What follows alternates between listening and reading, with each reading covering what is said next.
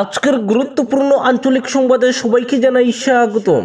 আজকের সকালের বিশেষ খবর হলো, স্ত্রীকে জলে ডুবিয়ে হত্যা করে থানায় আত্মসমর্পণ ঘাতক স্বামীর।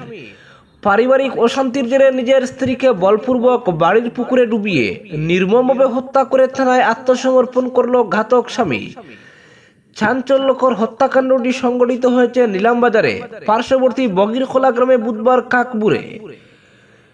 জানা গেছে, নিলামবাজার থানাধীন কেউটকুনা জিপির বগিরখোলা গ্রামের মিসির আলীর পুত্র আবু বক্কর দিনমজুরের কাজ করলেও তার পরিবারটি বেশ সুখ শান্তিতেই ছিল।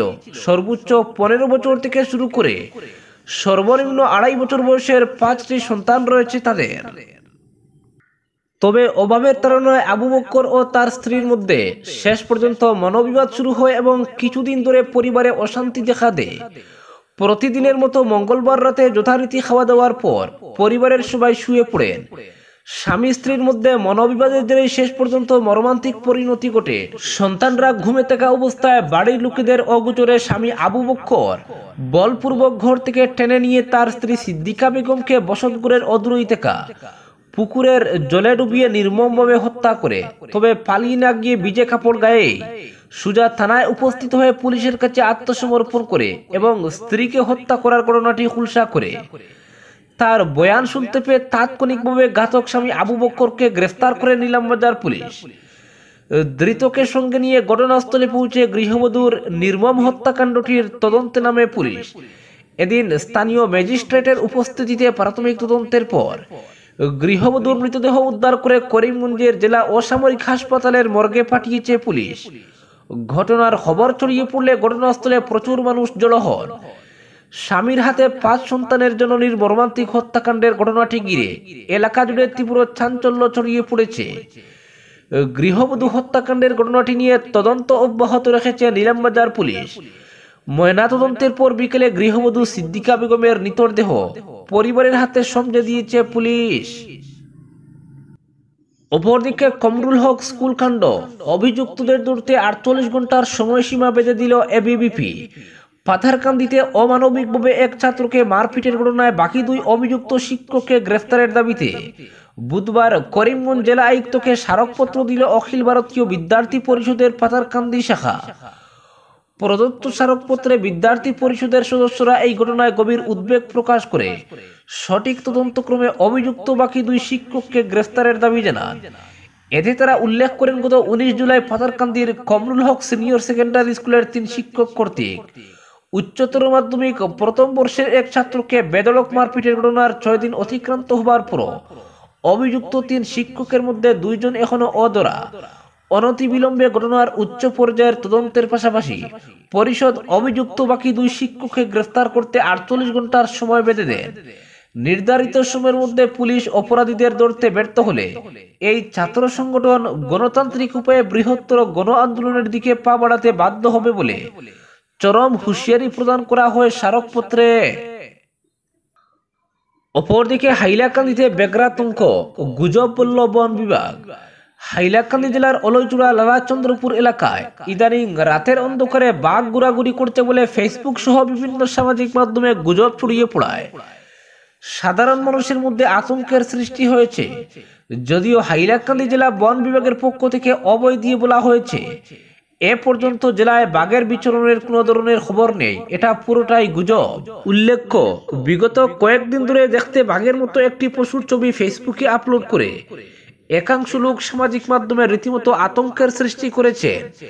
মঙ্গলবার রাতে লালার চন্দ্রপুর এলাকায় বাঘ দেখা গেছে বলে সামাজিক মাধ্যমে জোর প্রচার করা হয়, যার ফলে এলাকার জনসাধারণের মধ্যে আতঙ্ক ছড়িয়ে পড়ে।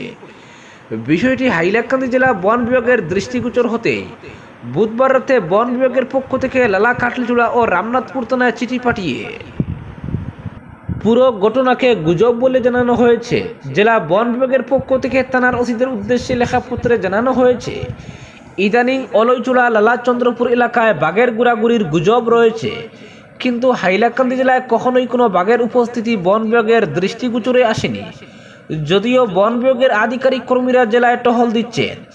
এদিকে বন বিভাগের এক আধিকারিক জানান, আসলে যে পশুকে বাঘ বলা হচ্ছে তা আসলে বাঘ নয়, এটি বুনো বিড়াল বা শেয়াল জাতীয় কোনো বন্য প্রাণী। হাইলাকান্দি জেলায় বাঘ এ পর্যন্ত দেখা না গেলেও পরিস্থিতির উপর বন বিভাগ নজর রাখছে। বিষয়টি পুলিশ বিভাগকে জানানো হয়েছে যাতে কোনো ধরনের অপ্রীতিকর ঘটনা না ঘটে। তাছাড়া জেলার বিভিন্ন রেঞ্জের বন আধিকারিক বন কর্মীদের মধ্যে লিয়াসন রাখতে বলা হয়েছে।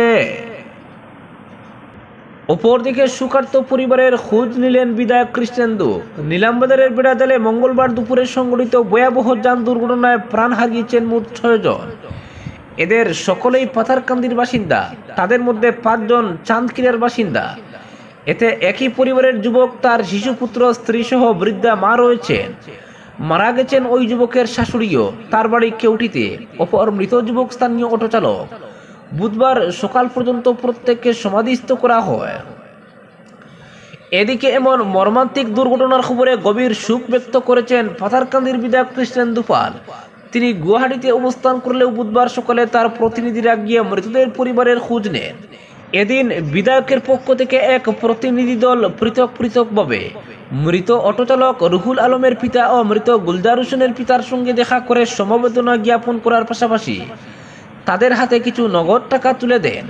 এতে উপস্থিত ছিলেন আব্দুল মন্নান, কল্পদেব, মবরুর হোসেন, আশরাফুর রহমান, আরিফুল ইসলাম, রুহন গোয়ালা, মাহমুদুর রহমান প্রমুখ। অপরদিকে লক্ষ্মীপুর সার্কেল অফিসে বায়োমেট্রিক তথ্য জমা দিতে আধার বঞ্চিতদের ভিড়। দরখাস্ত লিখতে নেওয়া হচ্ছে 100 টাকা। এনআরসির বায়োমেট্রিকের গেরো যেন কিছুতেই কাটতে চাইছে না একাংশ জনতার। লক্ষ্মীপুরের সার্কেল অফিস, জেরক্সের দোকান এবং মুহুরির পর নির্ভর করতে হচ্ছে আধার কার্ড বঞ্চিতদের।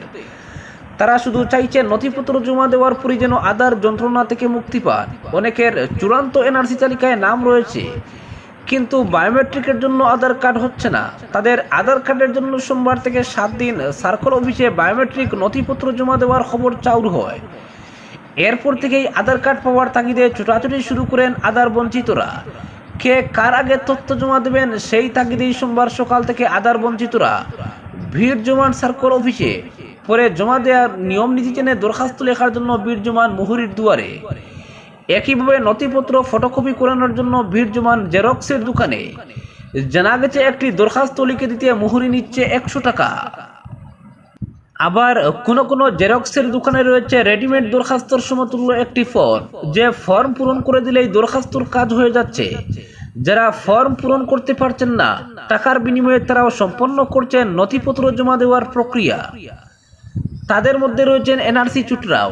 তারাও আধার কার্ডের তাগিদে নিয়ম যাচাই না করেই টাকা খরচ করে জমা দেওয়ার প্রক্রিয়া সম্পন্ন করছেন। কিন্তু এনআরসির চূড়ান্ত তালিকায় তাদের নাম না থাকায় বিফল মনোরথে ফিরতে হচ্ছে। এতে চিন্তায় পড়েছেন তারা। এদিকে প্রথম দিন সার্কেল অফিসে নথিপত্র জমা নেওয়া হলেও অতিরিক্ত ভিড় সামলাতে পরে বাইরে ব্যবস্থা করা হয়। দেখা গেছে বিভিন্ন বিভাগ থেকে কর্মী এনে কয়েকটি লাইনে কয়েকটি টেবিলের মাধ্যমে বাইরে জমা নেওয়া হয়েছে নথিপত্র। তবে এখন পর্যন্ত কতজনের নথিপত্র জমা পড়েছে তার কোনো সঠিক তথ্য জানা যায়নি। যদিও অনুমান করা হচ্ছে 1500 ছাড়িয়ে যেতে পারে জমার সংখ্যা। তবে আজ থেকে সার্কেল অফিসে ভিড় কিছু কমার অনুমান করা হচ্ছে, কারণ সার্কেল অফিস সূত্রে জানা গেছে মানুষের সুবিধার জন্য এখন থেকে জমা দেওয়ার শেষ তারিখ পর্যন্ত জিপি কার্যালয়েও নথিপত্র জমা নেওয়ার নির্দেশিকা জারি করা হয়েছে। অপরদিকে মুসলিম বিবাহ আইন বাতিলের বিরুদ্ধে আদালতে যাচ্ছে ইউডিএফ। রাজ্যে মুসলিম বিবাহ ও বিচ্ছেদ আইন বাতিলের যে সিদ্ধান্ত সরকার নিয়েছে এর তীব্র বিরোধিতা করল এআইইউডিএফ। সরকারের এই সিদ্ধান্তের বিরুদ্ধে আদালতে যাওয়ার হুমকিও দেওয়া হয়েছে। এ বিষয়ে নিজের প্রতিক্রিয়া ব্যক্ত করতে গিয়ে সরকারের কড়া সমালোচনা করেন এআইইউডিএফ বিধায়ক হাফিজ বশির আহমেদ। তার কথায়, এই আইন বাতিল হলে এর নেতিবাচক প্রভাব পড়বে মুসলিম সম্প্রদায়ের উপর।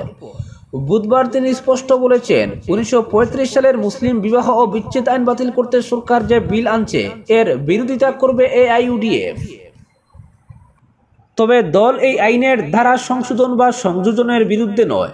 তবে হঠাৎ করে একটি আইন বাতিল করে দেওয়া কোনোভাবেই সমর্থন করা হবে না বলেও জানিয়ে দিয়েছেন হাফিজ বশির। তিনি বলেন, এই সরকার আসলে কি করতে চাইছে সেটা পরিষ্কার নয়। এমন একটা সিদ্ধান্ত গ্রহণের আগে সরকারের উচিত এক্ষেত্রে সম্পূর্ণ স্বচ্ছতা বজায় রাখা, কিন্তু সেটা করা হচ্ছে না। এআইইউডিএফ বিধায়ক জানান, সরকারের এই বিলের বিরুদ্ধে আদালতে যেতে প্রস্তুত রয়েছে দল।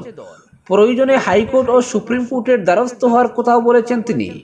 সরকারের এই সিদ্ধান্তের বিষয়ে সব তথ্য সংগ্রহ করার পরই আদালতের দ্বারস্থ হবে AIUDF, কারণ মুসলমানদের ধর্মীয় অধিকারে হস্তক্ষেপ করতে চাইছে সরকার। ফলে এর বিরোধিতা করা হবে, কারণ তিনি মনে করেন সরকারের এই সিদ্ধান্ত সম্পূর্ণ উদ্দেশ্য প্রণোদিত।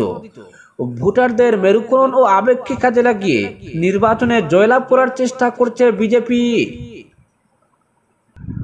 অপরদিকে অসুস্থ হয়ে সপ্তাহ দিন ধরে মাটিতে পড়ে রয়েছে যুবক, সহায়তার আবেদন। সপ্তাহ দিন ধরে শহরের ট্রাঙ্ক রোড সংলগ্ন গ্যাস এজেন্সির সামনের রাস্তায় আনুমানিক 16 বছরের এক অপরিচিত যুবক মাটিতে পড়ে রয়েছে। যুবকটির শারীরিক অবস্থা দিন দিন অবনতি ঘটছে। দিনরাত ধুলোবলি ও ঝড় বৃষ্টির মধ্যেই সে পথে পড়ে শারীরিক নানা যন্ত্রণা ভোগ করছে।